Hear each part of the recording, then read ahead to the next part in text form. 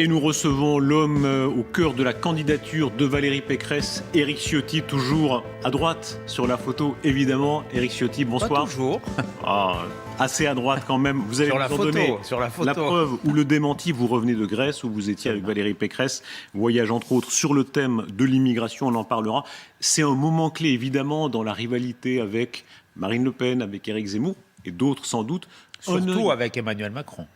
Parce que c'est là où la grande différence existe. Mais ça n'est pas là où se joue la deuxième place au second tour. Regardons le sondage, c'était un des événements ce week-end. Pourquoi la deuxième place, on vise la première? Toujours. Regardez le sondage quand même, parce qu'on voit quand même à quel point la rivalité se joue entre les trois formes de droite ou d'extrême droite.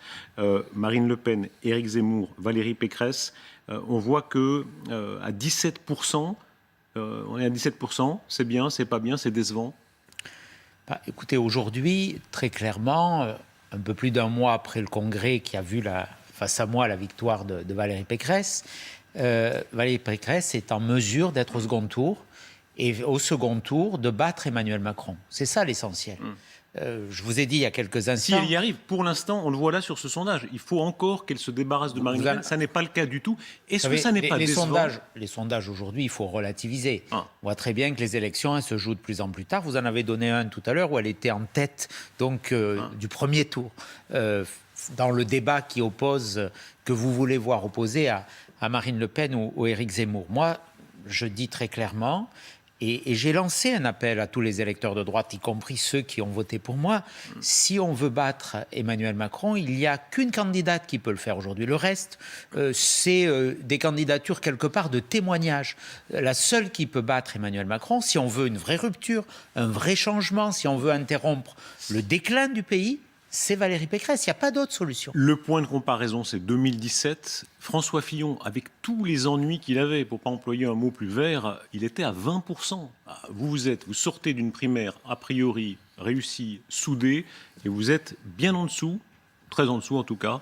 C'est pas décevant ça? Rappelez-vous où on était avant le Congrès. Ah oui, voilà, relatif. On était à 10. Ouais. Voilà, donc il y a eu... Là, vous trouviez du pétrole, mais là, quand même, oui, mais 20% Fillon. Il y a eu une énorme progression. Ça fait depuis quasiment 4 ans que la droite, les Républicains, les candidats qui sont testés issus de notre famille politique ne sont pas en mesure d'être au second tour. Là, aujourd'hui, il y a eu un changement... radical, très important. Nous sommes en mesure d'être au second tour et nous y serons. Et nous sommes surtout... Valérie Pécresse est en mesure de battre Emmanuel Macron parce qu'il faut aussi regarder les sondages de second tour. Il y en a eu un cette semaine où il y avait une stricte égalité. Donc c'est très important. Et je le dis, c'est un vote qui va décider du destin de notre pays. Où on interrompt le déclin, où on le perpétue. 15 années de gestion Hollande-Macron. 15 années Hollande-Macron, un exemple très précis. Le pays ne s'en relèvera pas. Prenons je le dis très clairement. Précis, celui de l'immigration. C'est le thème que vous avez amené ce week-end dans ce voyage avec Valérie Pécresse en Grèce. Vous y avez vanté ces camps de migrants très stricts comme à Samos. Évidemment, c'est un sujet extrêmement central.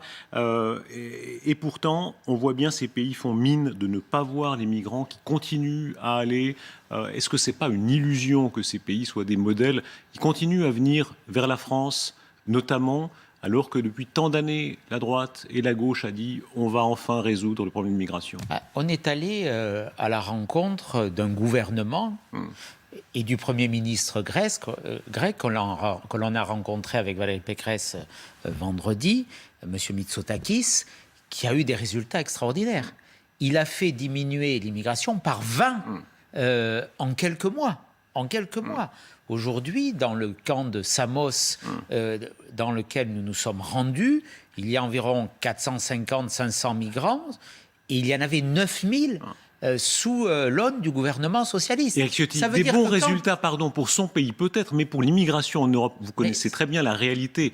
En réalité, ces pays-là ferment les yeux volontairement sur des migrants qu'ils laissent passer, qui vont notamment vers la France, vers la Manche. C'est plus le cas de la Grèce. Mais vous avez raison, il y a des pays qui ferment les yeux. Il y a beaucoup à dire sur l'Espagne socialiste. Il y a aussi beaucoup à dire sur l'Italie. Donc nous, ce que nous prenons et ce que nous avons évoqué avec le Premier ministre grec, c'est une alliance des pays frontaliers. Il faut savoir qu'il y a une démarche d'ailleurs de 12 pays de l'Union européenne qui ont écrit à M. Macron, puisqu'il préside le Conseil, désormais pour dire nous voulons changer radicalement de politique migratoire. Alors, nous donnez-nous voulons une réponse, protéger un les exemple frontières très précis. externes de l'Europe. Qu'est-ce que vous changeriez ou qu'est-ce que vous changerez? Parce que aujourd'hui, il y a 600 000, 700 000 clandestins en France. Chiffres officiels, souvent, ils sont évidemment sous-estimés. Sans doute autour d'1 million, mais la version Allez, officielle, c'est... une mesure réelle qui changerait les choses. Il y a eu tant de promesses, pas depuis 5 ans ou 10 ans ou 20 ans, mais depuis 40 ans en ce domaine-là, et personne, en réalité, n'a réussi à le résoudre. Il y a beaucoup de mesures que l'on doit additionner. Beaucoup. Allez, une. L'asile à la frontière, ce qu'on a vu en Grèce, c'est-à-dire qu'on traite les demandes d'asile en quelques jours, voire en quelques heures, selon la destination des pays de provenance, parce qu'il y a aujourd'hui l'asile est dévoyé. On a vu en 2019, dernière année avant le Covid, 132 000 demandes d'asile en France. Les 3/4 sont rejetés, mais ces faux demandeurs d'asile vont rester définitivement en France.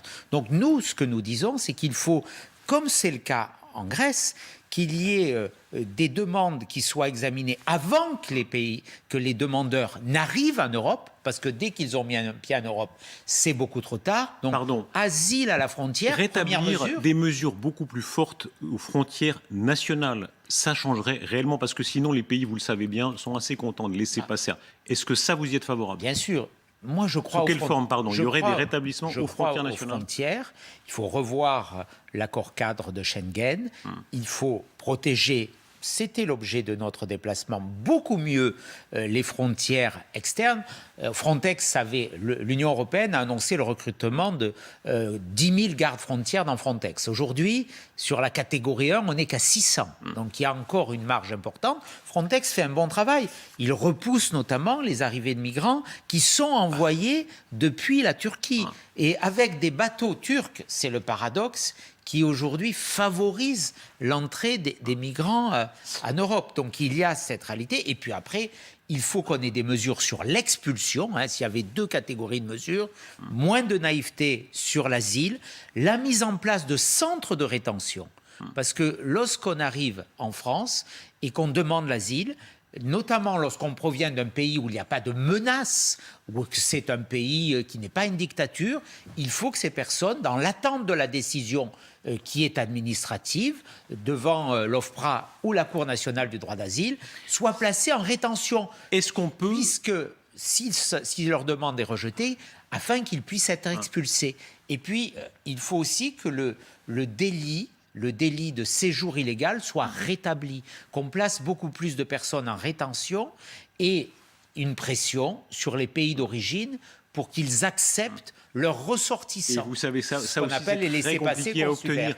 Est-ce que non. Il faut de la volonté. Vous savez, on a des moyens. Il y a l'aide économique. Il y a la possibilité de couper les visas aussi pour ces pays, y compris pour leurs dirigeants. Donc, si on le veut, mais il s'agit d'une volonté politique. Cette volonté politique, elle a fait totalement, je dis totalement défaut à M. Macron, malgré ses discours. Est-ce qu'en ce domaine, Éric Zemmour n'a pas pris une avance sur vous avec une forme de zéro compassion? Ça me frappait dans une chaîne concurrente. On lui donnait même l'exemple, vous savez, de ce sans-papier qui a sauvé un bébé qui risquait de tomber d'un balcon.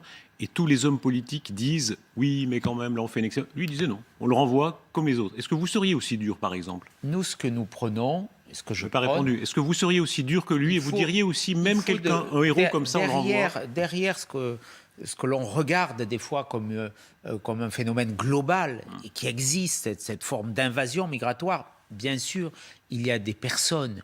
Et nous, ce que nous prenons, c'est... la fermeté gage d'humanité. C'est ce qu'on a vu là encore en Grèce. Il y avait des camps sordides, des bidonvilles, dans des conditions sanitaires terrifiantes. Les Grecs c'est toujours dur de renvoyer quelqu'un. Et vous savez très bien, dans ces mêmes camps que vous avez visités, c'est pas ressenti comme ça par les migrants. C'est ressenti très durement. Avec une protection sanitaire très, très forte et du confort. On a vu des écoles, on a vu des stades. Donc il y a la fermeté et l'humanité.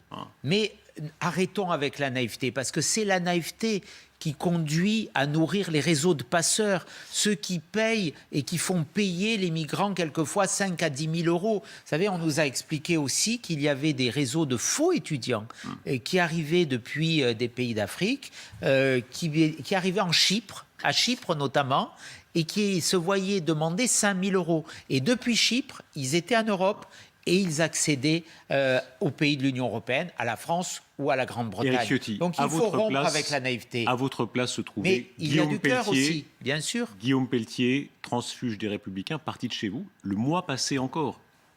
Il était numéro 2. Bon. Ça vous a fait mal, ça? J'ai dit ma déception. Voilà, moi, je suis un homme de loyauté, de fidélité à ma famille politique. Je l'ai toujours été. Je le croisais là au maquillage. Il me disait, Éric Ciotti, il est comme moi. On est absolument pareil. À part la tactique, il n'y a aucune différence de ligne. Est-ce que c'est vrai? Guillaume Pelletier, dans son parcours politique, vous le connaissez comme moi, a beaucoup changé, a beaucoup varié. Moi, je suis toujours... j'ai les mêmes valeurs.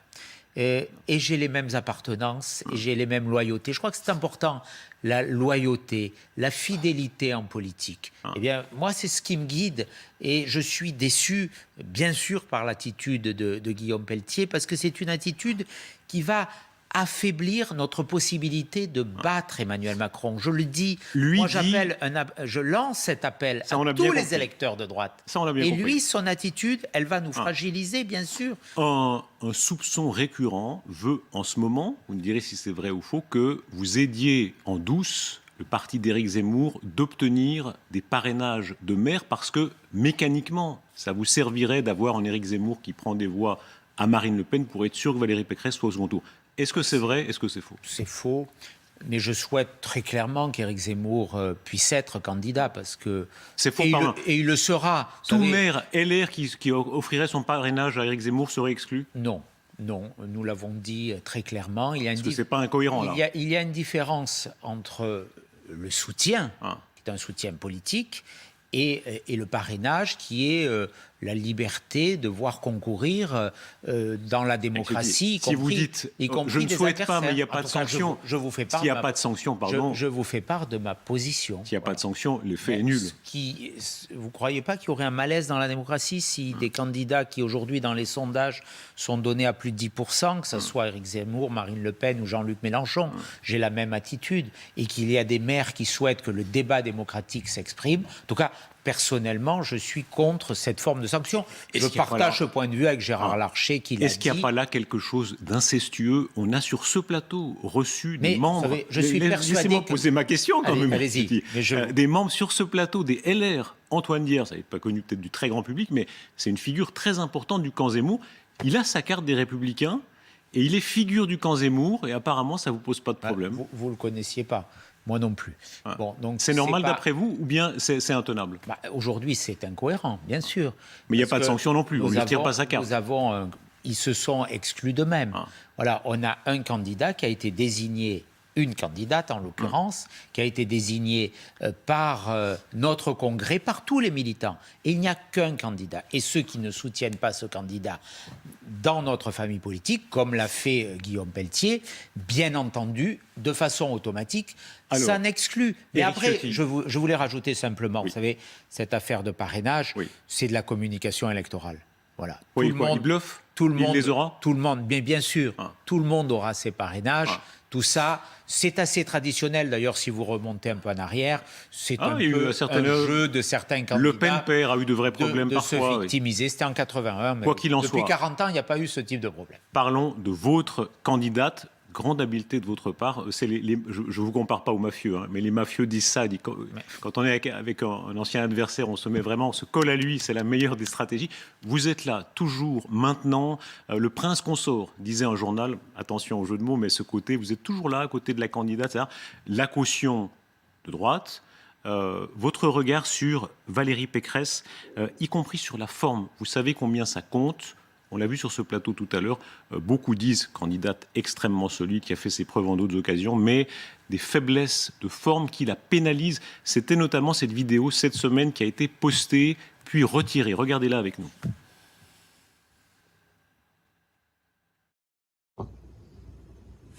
Il est 5 heures et nous partons dans le Doubs. C'est ça la vraie vie d'une candidate qui ne vole pas dans les Falcons de la République. D'abord, permettez-moi quand même, parce que je veux réagir à ce que vous avez dit il y a quelques instants, la comparaison mafieux, tout ça. C'est la stratégie. Encore une fois, c'était pas du tout moral. C'était sur ce fait de... quand on est en Oui, politique, mais enfin, vous pourriez plutôt que de trouver s'opposer... d'autres comparaisons. Personnellement, je vous le dis très sincèrement, ça me choque et je vous le dis. Alors, je retire la mafia. Alors, c'est la bonne stratégie, c'est... Alors, dans le cyclisme, allez, on suit le candidat très proche. Allez-y. C'est mieux. Moi, je vous le dis, là encore, je vais répéter, mais nous avons eu ce débat qui était un beau débat. Il y a le temps de la compétition, elle s'est exprimée sur des valeurs, et il y a le temps du rassemblement. Voilà. Et ça se passe très bien avec Valérie Pécresse. On va porter un projet de rupture, un projet très fort qui reprendra des idées que j'ai défendues personnellement lors du Congrès. Je pense notamment à la diminution des droits de donation, des droits de succession, ce que j'ai personnellement appelé l'impôt. C'est votre tribune dans le JDD aujourd'hui. L'impôt sur la mort, et cette mesure fera partie du programme de Valérie Pécresse. On travaille sur les questions d'autorité dont elle m'a confié la responsabilité sur beaucoup de sujets. On travaille en confiance et c'est elle la candidate, c'est elle qui fixe la ligne, le cap, et nous sommes aujourd'hui unis et rassemblés. Elle vous présente comme le nouveau Pasqua, voilà, Place Beauvau. Ça, c'est le portefeuille que vous auriez nécessairement si vous gagnez. C'est celui que vous visez. C'est pas à moi de dire ça. Bien sûr, mais je veux dire, c'est votre... vous savez, ça se joue pas comme ça. Ce sera naturellement le cas selon vous. Il y a une étape qui est loin d'être franchie, c'est celle de la victoire. Donc il faut se battre chaque instant sur le fond, sur les idées. La comparaison avec Charles Pasqua, elle est plutôt, je le dis pour moi, qui suis en plus du sud du département de Charles Pasqua. Il a été résistant à Grasse dans les Alpes-Maritimes. Il est enterré à Grasse. Une place porte son nom. C'est une personnalité que j'ai suivie. Je l'ai suivi avec Philippe Séguin quand ils se sont battus contre l'Europe technocratique, l'Europe de Maastricht, contre l'Europe des nations. Je l'ai suivi aussi un moment. J'étais jeune militant RPR, donc c'est une comparaison qui personnellement me va bien parce qu'il portait une voix, il incarnait une autorité aussi. Dans ces anciennes figures, il y en a une qui compte beaucoup et lui a été président de la République, c'est Nicolas Sarkozy. On est maintenant en janvier, il n'a toujours pas clairement dit qu'il soutient la candidate de son camp historique. Qu'est-ce que vous dites à Nicolas Sarkozy à ce stade ? Je n'ai pas la prétention de trahir les conversations que j'ai avec Nicolas Sarkozy. Je l'ai encore vu jeudi dernier et je le vois fréquemment, je m'entretiens fréquemment avec lui et j'ai la certitude qu'il dira les choses au bon moment et de la belle façon qu'il convient. Il n'y a aucune crainte chez vous qu'il se rallie à Emmanuel Macron ? Aucune. C'est impossible ? Aucune. Il vous en a parlé ? Je vous ai dit les choses, mais je connais Nicolas Sarkozy et voilà, j'ai de l'admiration pour lui. Ça a été un grand président de la République. Ou pardon, qu'il reste sur l'Aventin simplement en disant « je laisse ». C'est à lui de le dire. Voilà, j'ai confiance dans son choix. L'actualité, c'est le pass vaccinal. Sur notre plateau, à votre place, il y a 2 jours, Valérie Pécresse vous traitait de Tartuffe. Vous, les Républicains... Non, pas Valérie Pécresse. Roselyne Bachelot. Ne confondez pas. Chacun c'est disant que vous avez été sur la question du pass vaccinal ambigu, que vous avez joué sur les 2 tableaux. Est-ce que ça a été le cas effectivement ? Est-ce que vous n'avez pas retardé, alors qu'il y avait une forme d'urgence, ce vote ? Absolument pas, c'est la majorité qui l'a retardé. En faisant échouer la semaine dernière la commission mixte paritaire, c'est le gouvernement qui joue au contraire. C'est très exactement l'inverse. Mais Mme Bachelot, en parlant de Tartuffe, ferait mieux, si elle était une vraie ministre de la Culture, de soutenir la demande de Valérie Pécresse de faire rentrer Molière au Panthéon. Pourquoi le président de la République et Mme Bachelot ont-ils refusé ce qui serait un très beau geste ? Ils disent spectacle vivant, ça vaut mieux pour Molière que le Panthéon. Oui, on voit bien que leurs choix sont assez sélectifs et comme c'est Valérie Pécresse qui l'a demandé, ça ne convient pas. Puis on nous dit qu'il n'y a pas de grands hommes avant la Révolution française. C'est quand même une vision aussi, d'abord qui est fausse, puisque au Panthéon, il y a des grands hommes qui ont précédé la Révolution française et c'est aussi une faute devant l'histoire. La France, elle commence avant, la grandeur de la France. Pour moi, elle commence au baptême de Clovis. On parlait du pass vaccinal. Le millénaire capétien, on parlait du pass vaccinal. Pas comme ça. Au-delà des calculs politiques, sur le fond, on voit actuellement qu'une partie de l'opinion dit ça devient disproportionné puisque l'épidémie semble se stabiliser. et Djokovic devient une figure pour ces gens-là. Est-ce que vous comprenez cet argument-là? Ceux qui disent on est allé trop loin ou on est maintenant trop loin dans une forme de restriction des libertés alors que l'épidémie se relâche. Moi, j'ai voté il y a quelques instants, j'ai été à l'Assemblée nationale, j'ai voté le pass vaccinal, comme j'avais voté le pass sanitaire l'été dernier. Donc j'ai une position qui est très claire, qui est de responsabilité. Moi, je crois au vaccin. Le vaccin a protégé. Le vaccin a évité sans doute des centaines de milliers de morts en Europe et des dizaines de milliers, peut-être plus, dans notre pays. Donc là-dessus, vous faites pareil ou vous feriez pareil que l'actuel exécutif? Tous les pays, il n'y a aucune exception au monde sur le recours au vaccin. Je crois qu'il y a 4 milliards de personnes qui, dans le monde aujourd'hui, sont vaccinées. Moi, j'ai été marqué par ma visite la nuit du 31 décembre dans le service de réanimation du CHU de Nice. Toutes les personnes qui étaient dans ce service frappées par le Covid n'étaient pas vaccinées. Il faut arrêter avec les théories complotistes.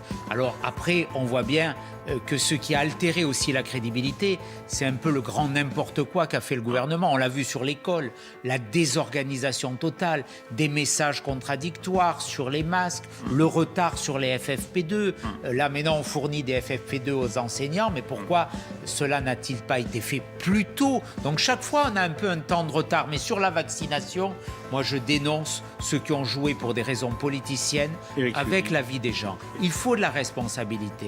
Dans 3 mois, on gouvernera. J'en suis convaincu. Valérie Pécresse sera présidente de la République. Et là, il faudra prendre des mesures de responsabilité. Rendez-vous est pris pour votre camp, en tout cas. On nous envoie la musique. En erreur. C'est que c'est fini. Merci beaucoup, Éric Ciotti, d'avoir été notre invité sur LCI. Merci beaucoup. Nous continuons le débat politique tout de suite. C'est l'affrontement entre Luc Ferry et Daniel Cohn-Bendit, animé par Amélie Carouer. Et nous nous retrouvons à 22h avec Anne Seften. À tout à l'heure.